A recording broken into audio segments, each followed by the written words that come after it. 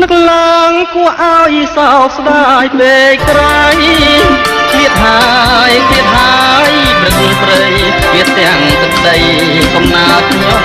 អើយពីថ្ងៃនេះទៅ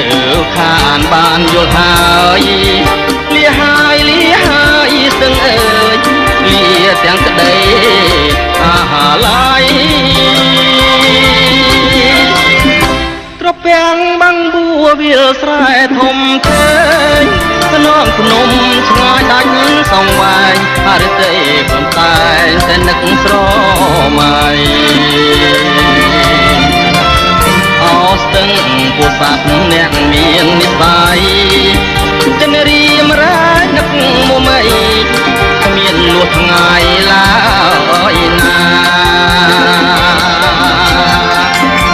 ទឹកស្ទឹងត្រចាំងរួមរាំងសង្សារបើឲ្យខ្ញុំភ្លេចមិនដេចនឹងបានបើថ្លៃស្មើនឹងកែវនេត្រាក្រែងតែបងស្លាប់បាត់បងសូមសងខាទៅផុតពីក្តីស្នេហាជាមួយក៏យ៉ាងលះហើយពោសត្វលាក្លិនរំដួលបើអើយអូនកុំប្រែប្រួលឲ្យបងឆាបជួលផងប្រាណនិស្ស័យยังមានគង់ជួបមិនខានបងសង្ឃឹមថា